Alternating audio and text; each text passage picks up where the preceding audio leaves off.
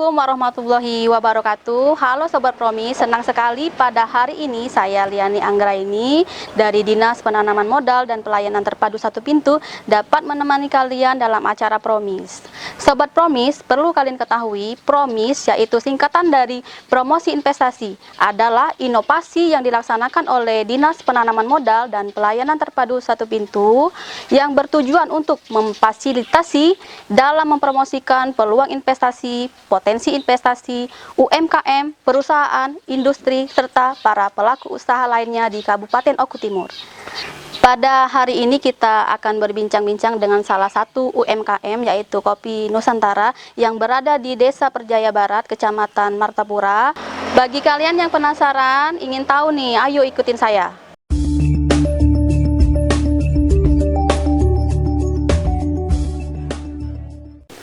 Baik Sobat Promis, hari ini kita akan berbincang-bincang dengan Bapak Ruhan. Bapak Ruhan, apa kabarnya Pak? Alhamdulillah, baik, sehat. Hari ini saya mau tanya-tanya tentang usaha Bapak ini. Awal mula berdirinya Kopi Nusantara ini sudah berapa lama Pak? Dan apa yang memotivasi Bapak untuk mendirikan usaha ini? Baiklah, sebelumnya bismillahirrahmanirrahim. Kopi Nusantara berdiri pada tahun 2019.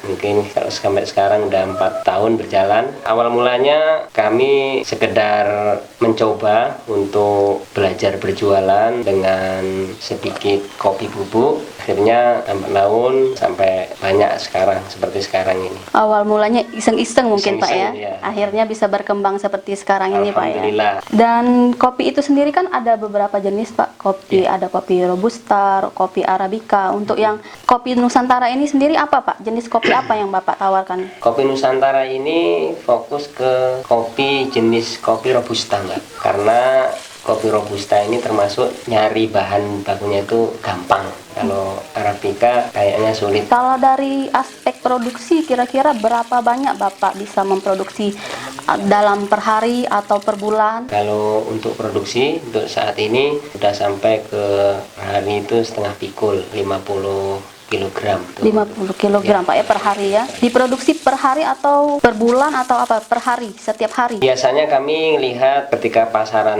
udah habis, kami roasting lagi. Bisa dikatakan 1 minggu sekali lah. 1 minggu sekali Pak ya. Kalau untuk dari bahan baku sendiri Pak? Kalau bahan baku itu kami ngambilnya dari Kabupaten Oku, tepatnya di Desa Ulak Lebar, Kecamatan Ulogan. Jadi tidak ada kendala itu Pak ya? Insya Allah. Tentang bahan baku bisa dipenuhi untuk setiap proses produksi Pak ya? Setiap proses produksi. Mungkin untuk saat ini harganya saja yang terlalu tinggi untuk kopi. Kopi biji itu sekarang 29.000 itu dari petani. Kopi 1 kilo itu bisa jadi kopi bubuknya berapa kilo Pak? 1 kilo itu kurang lebih 7 atau 8 on. 8 on.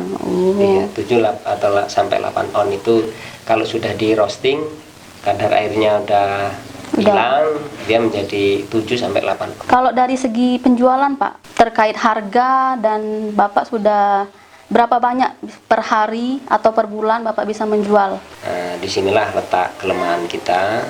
Biasanya Kopi Nusantara ini untuk produksi insya Allah tidak ada kendala. Penjualannya agak sulit, apalagi kopi yang berkemasan seperti ini kan termasuk kopi elegan. Iya. Kalau di dusun-dusun, di desa-desa kayaknya kurang peminat. Bukan kurang berminat kopinya, rasanya, tapi lihat kemasannya aja udah ngeri harga mungkin kan gitu. Jadi yang seperti ini butuh pemasaran yang lebih modern seharusnya kan gitu. Kalau yang kopi yang ini, nah ini memang yang untuk warungan, dan harganya memang ekonomis kan, seperti itu. Jadi yang kami mungkin pemerintah ya untuk membantu kami bagaimana cara memasarkan kopi Nusantara ini ke depan biar lebih menusantara lah seperti namanya. Kan minimal keluar dari Kabupaten Oku Timur seperti itu. Berarti kalau dari segi pemasaran Bapak masih menghadapi kendala Pak ya, untuk yang sudah kemasan yang modern seperti ini Pak ya. Kalau untuk kemasan yang seperti ini masih bisa dimasukkan ke warung-warung Pak ya. Kalau yang ini memang kita buat untuk warungan, jadi di warung-warung di desa kita ini alhamdulillah udah banyak lah yang menjualkan kopi kita. Tapi untuk yang ini yang susah, harus di pasar modern ya. Baik Sobat Promis, nah beliau ini Pak Ruhang masih menghadapi kendala dari segi pemasaran, terutama untuk kopi yang kemasan modern ini. Bagi Sobat Promis yang berminat untuk bekerja sama atau berinvestasi dengan beliau, bisa nih menghubungi beliau nanti atau melalui kami untuk bekerja sama dengan UMKM Kopi Nusantara ini. Baik Pak, pertanyaan selanjutnya, ada berapa banyak tenaga kerja yang diserap dalam usaha ini Pak? Kalau untuk tenaga kerja kita masih belum kewalahan ya, belum terlalu kewalahan karena provisinya juga masih standar-standar. Jadi kami masih memanfaatkan keluarga di sekeliling kami 2 sampai 5 orang untuk mulai dari proses pemilihan kopi, terus ngerosting, karena kami masih semi modern, masih agak manual, jadi perlu bantuan pekerja. Jadi kami menggunakan 2 sampai 5 pekerja, mulai dari pemrosesan sampai pengemasan. Berarti masih keluarga Pak ya, masih sebatas masih keluarga, sebatas keluarga untuk tenaga kerja yang dipakai, memberdayakan keluarga Pak ya. Ya, memberdayakan keluarga. Setelah sekian lama berjalan Pak usaha ini dari tahun 2019 Pak ya, sampai sekarang ini apa kendala atau kekurangan yang Bapak rasakan dalam usaha ini? Ya, kalau kendala pemasaran tadi, kalau untuk prosesnya, untuk pemrosesan kopi ini kami belum mengalami kendala pemasaran. Jadi pemasaran yang jangkauannya masih terlalu dekat, belum seluas. Jadi untuk itu ya mudah-mudahan nanti ada investor atau kemudian ada teman-teman yang mau untuk mendistribusikan kopi Nusantara yang kita buat ini.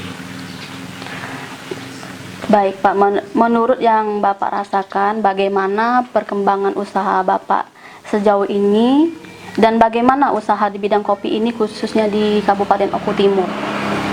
Ya, walaupun kita tidak punya tanamannya, Pak, tapi rasanya kalau untuk berbicara produk kopi ini, khususnya kopi Nusantara ini, mulai dari 2019 banyak sekali perkembangan. Awalnya kami sederhana, mulai dari ngerosting sebanyak 15 kilo, terus kemudian kita beli kopi lagi 50 kilo, kita beli lagi kopi sampai 100 kilo. Nah, sampai sekarang alhamdulillah kita sudah bisa dikatakan ya lebih lah, kalau dari 400 kilo selama 1 bulan itu ya. Jadi perkembangannya selama 4 tahun ini alhamdulillah drastis lah, bagus. Kalau usaha kopi ini mungkin banyak Pak ya di daerah Oku Timur ini, Bapak kira-kira kalau dengan usaha yang lain merasa tersaingi atau bagaimana Pak? Oh iya, kalau kopi ini rasa saya banyak yang jualan. Kalau kita keluar ke pasar atau ke toko-toko itu banyak sekali kopi, tapi kita memang tidak merasa tersaingi lah, karena kita kan datangnya belakangan. Ya mungkin yang merasa tersaing itu yang duluan Pak ya. Kalau kita kan datangnya belakangan. Menurut pengalaman Bapak, bagaimana mengurus izin usaha di DPM PTSP Kabupaten Oku Timur? Oke, kalau untuk pengurusan izin sendiri, alhamdulillah kami terbantu pada saat tahun 2019 ketika awal-awalnya kopi Nusantara ini kita produksi. Yang pertama memang kami diarahkan untuk membuat izin. Jadi seminggu setelah kita coba buat, terus kemudian seminggunya kita bikin izin, dan alhamdulillah mudah sekali kok Mbak. Alhamdulillah kita terbantu, langsung dilayani oleh pegawai dari dinas DPM PTSP sendiri, dan nggak sampai berbulan-bulan ya. Paling lama itu 3 hari keluar untuk izinnya sendiri. Jadi untuk pengurusan izin itu tidak dipersulit Pak ya, sangat mudah dan gampang ya. Gampang. Selanjutnya nih Pak, harapan Bapak ke depan dengan pemerintah atau juga pelaku usaha besar lainnya dengan jangkauan pemasaran produk Bapak. Ya. Kalau untuk pemasaran kami sangat berharap sekali pemerintah berupaya untuk membantu kami dalam bagaimana agar kopi Nusantara Martapura Oku Timur ini bisa keluar, bisa didagangkan di pasaran-pasaran modern, di Alfamart, Indomart, Upimart atau Hypermart. Yang jelas skalanya adalah modern Pak. Karena kami sendiri untuk melangkah ke situ mungkin kesulitan Mbak ya, karena memang keterbatasan kami hanya bisa produksi, tapi untuk pemasaran kami memang belum dapat menjangkaunya. Berarti sangat dibutuhkan Pak ya peranan pemerintah. Betul.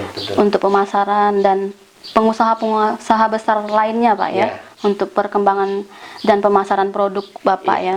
Kami harapkan juga kalau ada pengusaha-pengusaha yang mau untuk bekerja sama dengan Kopi Nusantara Martapura Oku Timur ini, kami sangat bersyukur agar Kopi Nusantara ini bisa berkembang lah, maju pesat dan barokah jelas. Terakhir nih Pak, apa harapan Bapak terkait investor bila ada yang mau berinvestasi atau bermitra dengan Kopi Nusantara ini Pak? Ya. Alhamdulillah kalau memang ada investor yang mau bekerja sama atau berinvestasi kepada kami Kopi Nusantara, kami sangat welcome, sangat membuka diri, dan tentunya dengan harapan agar Kopi Nusantara Martapura Oku Timur ini bisa berkembang dalam penjualannya ke luar daerah, ke luar pulau, syukur-syukur bisa ekspor ke luar negeri Pak ya. Luar negeri. Mudah-mudahan lah. Baik Sobat Promis, itu tadi bincang-bincang kita dengan Bapak Ruhan selaku owner dari Kopi Nusantara. Semoga kedepannya UMKM Kopi Nusantara ini dapat berkembang dan lebih maju lagi. Terima kasih, sampai berjumpa lagi dalam acara Promis selanjutnya. Terima kasih Pak. Sama-sama.